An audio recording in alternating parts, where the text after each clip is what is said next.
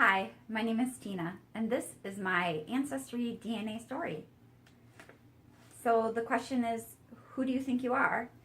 And from what I recall being told, I am British and Bohemian.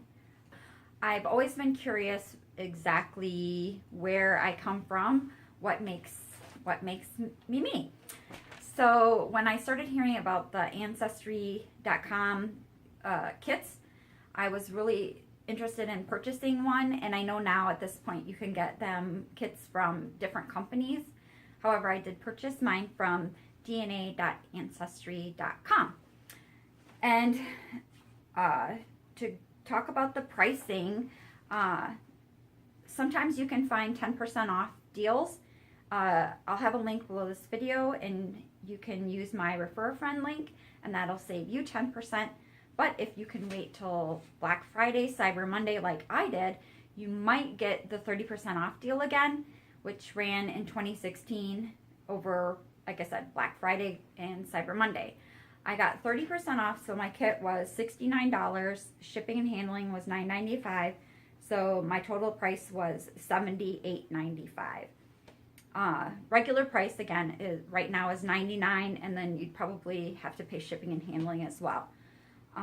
I purchased mine on the 28th of November, and it was shipped out the next day. It took probably about a week to get it, which really wasn't a big deal because I waited till after the holidays to send my kit back. So when you order, this is the box you get your kit in, and then they send you a little vial, and so you're not taking any blood. This is just your saliva. You have a little vial that you have to spit into. It's probably about this tall and very narrow. And once you've spit into it to the line, they have this cap you put on it, and this chemical goes into your saliva and mixes with it to preserve it so that they can test it. And they send you a return envelope to do that, so you don't have to go to the post office and pay again another fee to ship it back. That's included. I would recommend that before you actually put that sample in the mail, you go ahead and activate your kit, which is what it tells you to do in the directions. But make sure you've activated it before you stick it in the mail, just to make sure that the activation went through correctly. So you can see here, it'll tell you to activate your kit, and you have to put your saliva in the tube, and then the chemical will mix with it, and then you're going to ship it off in this little package. Now you'll have to be patient, especially if they're still backed up, because I believe that they sold a lot over the holidays because they were very backed up. I sent my kit in and activated it on January 18th of 2017, and they said they received it on the 23rd of January. Then it wasn't until the 20th of March that they actually told me that it went to the lab. So they received it on the 23rd of January, but they didn't actually put it into the lab until March 20th. So that was quite a long time. And then once it was in the lab, only less than 2 weeks later, on April 1st, is when they sent me an email and said, my results are ready. So the total process from the time that I activated it until the time that my results were ready were almost 10 weeks. Okay, so you'll have to be patient on these unless the process gets sped up any faster. All right, so the moment we've been waiting for, let's see what my results were. I am sitting in my office here, which is a bit of a disaster zone, so please don't mind the messes I've got going on. Just one moment. I am going to pull up this email that I received. I'm going to try and print it too, and then I'll add in screenshots, of the results into this video as I edit it. Okay, this test is shown to match as me, and introducing genetic communities, connect to people and places in a whole new way. See historical details, migration paths, and insights that could be added to your DNA results. I'm guessing that is at an added fee. Okay, this is a bit bizarre. It's showing DNA matches. 1 shared ancestor hint, 0 starred matches, 552 fourth cousins or closer. Holy mackerel. 552 fourth cousins or closer. And it's giving me these photographs of these people. And the few that I see, 1, 2, 3, 4, 8 photos right here. One is of not a person itself, but I don't recognize any of these people either. This is a little bit bizarre. Okay, so I can view all the DNA matches and view your genetic ancestry. Okay, so let's just slow down here and read the beginning. My genetic ancestry, ethnicity estimation, 44% Great Britain. Okay, well, I kind of expected that. And then 20% Iberian Peninsula, 36% other regions. Wow, 20% Iberian Peninsula. View your genetic ancestry. View your 2 genetic communities. What are genetic communities? A genetic community is a group of AncestryDNA members who are connected through DNA, most likely because they're descendant from a population of common ancestors, even if they no longer live in the area where those ancestors once lived. I have 2 genetic communities. Interesting. All right. Wow, this is a lot of information to absorb. View your genetic ancestry. I'm just going to click on that first. And it gives me this map that highlights where I guess I come from. Okay, again, 44% Great Britain, 20% Iberian Peninsula, 18% Europe West. Okay.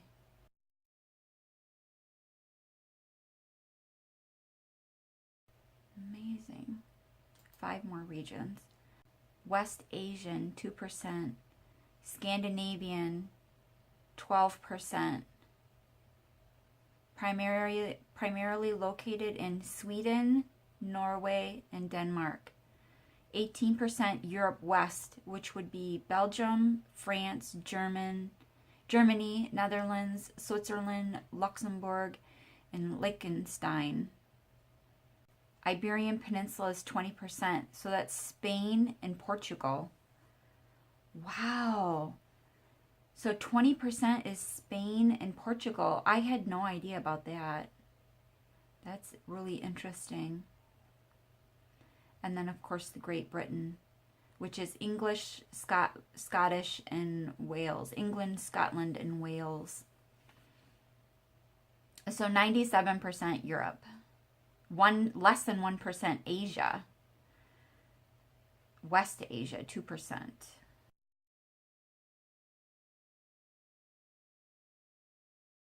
I guess what I find the most interesting was the Spain and Portugal, 20%.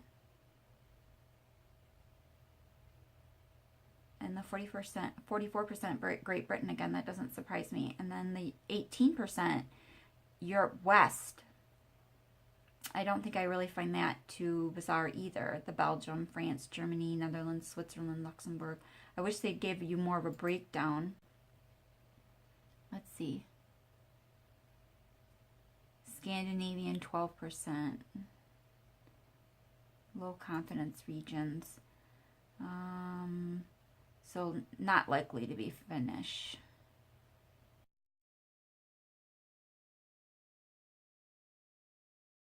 Wow, they really do pack a lot of information into this. Iberian Peninsula, primarily Spain and Portugal, but also found in France, Morocco, Algeria, and Italy. My genetic communities. Okay, so it's telling me I have 2 genetic communities, and they're early settlers of the lower Midwest and Virginia.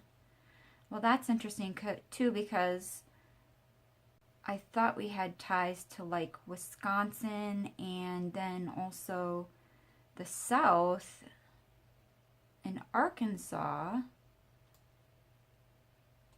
which that does include Arkansas. in this circle, and Illinois. And I suppose the Virginia, and that makes sense too, because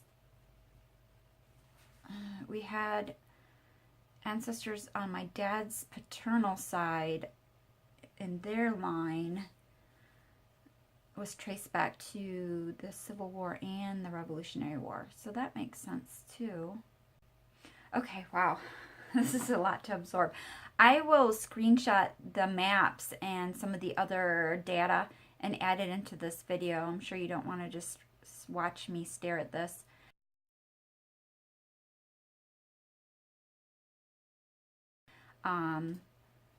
But what you might find interesting is if I click on these fourth cousins DNA match thing, one shared ancestry hints.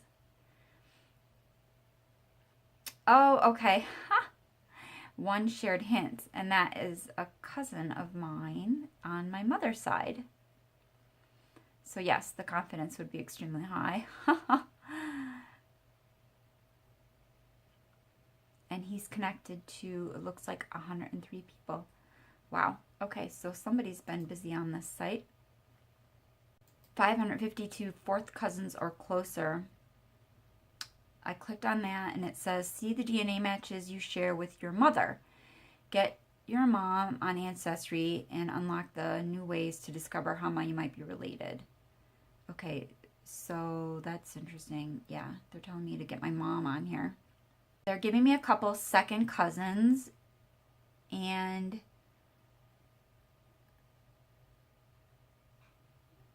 I don't recognize the names.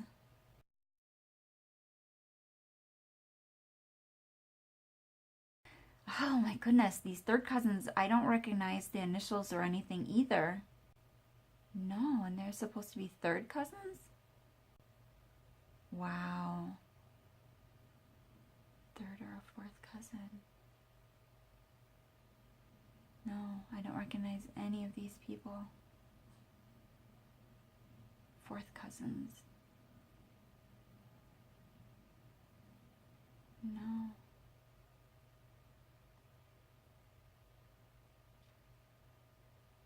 How bizarre.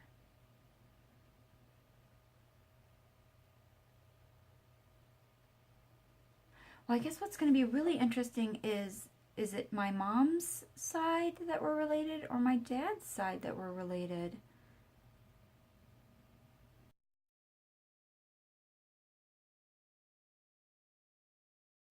Okay, here's one that has shared the same last name as my maternal or my maiden name, but I don't recognize the first name, so I'm sure that I would be able to trace that easy. But all these other names and faces I don't even recognize. How bizarre. That's one page of 400 pages? No. Fourth cousins. I don't know any of these people. This is so bizarre. Well, it's just crazy. It's crazy. I would definitely suggest that if you are interested in finding out more about your DNA, your history, your background, where your ancestors originated from, definitely check out dna.ancestry.com, because this shiz is kind of cool. It's really bizarre. And I could find out that I'm related to family, that close family that still lives over across the pond. Well, thanks for checking out this video. Like I said, if you are interested in purchasing the kit now and you want to save 10%, I'll have the link below this video. If you are trying to save more than 10%, I'd hold off till the holidays again and see if they run some bigger holiday specials. Sometimes they also run 10% deals throughout the year as well. But like I said, the biggest one, the 30% off, the only time I've ever seen that one was over the Black Friday, Cyber Monday time frame. And please subscribe to this channel too, because if I find out more information, I might have a part 2. So thank you for watching and going on this little journey with me. And the story continues. Thanks for watching.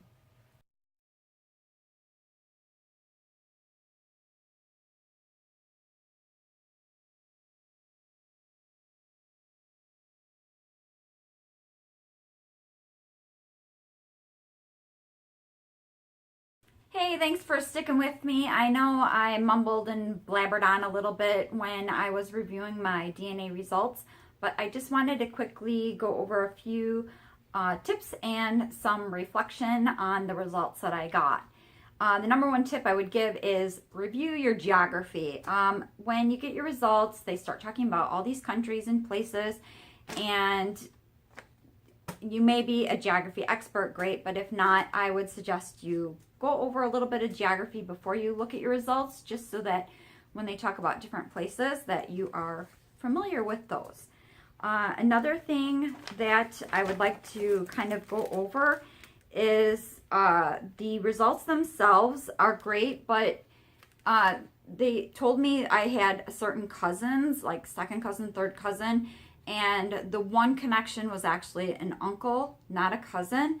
And then another one that I was able to verify I'm related to said I was a second or third cousin, but I'm a little bit more distant than that. We shared the same great grandparents. So while they give me hundreds of third, fourth, fifth cousins, I'm not really sure how closely related we are. And again, that's going to take an abundant amount of research. The bad or downside to the DNA on Ancestry.com is that they have these little leaves, and that's great because you can click on them and explore all these connections, but you have to have the paid program in order to do that. So that's the downside I found, is that right now I'm not a monthly member to the Ancestry.com, so it makes it a little bit more difficult to follow the leaves and see all the data that is on the website. On the other side, the flip side, the one person I did find out I was related to gave me a tip that you can go to gedmatch.com and upload your DNA results.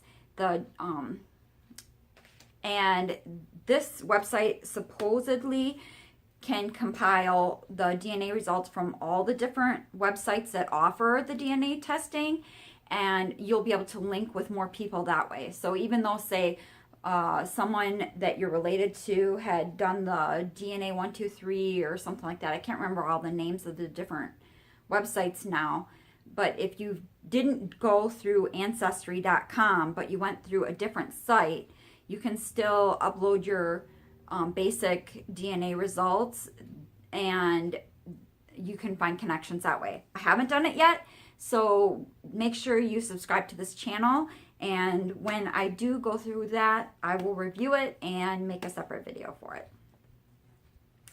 Okay, so what else did I uncover? As I spoke in the very, very beginning, yes, the couple of heritage that I was told was British and then Bohemian, which is Czechoslovakian, which would fall under Eastern European.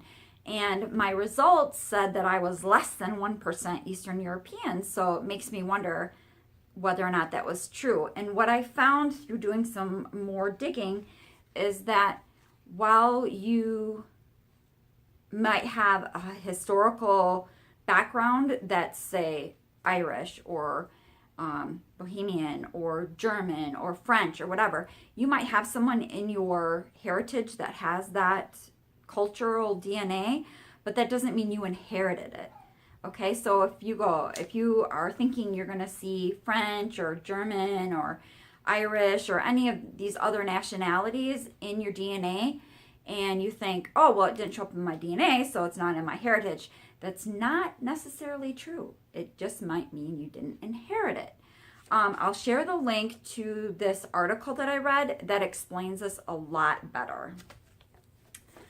And that also, in that article, when you read it, you kind of understand that, like for instance, I did this DNA results, and I thought that I could just share it with my two sisters and they would have the exact same results.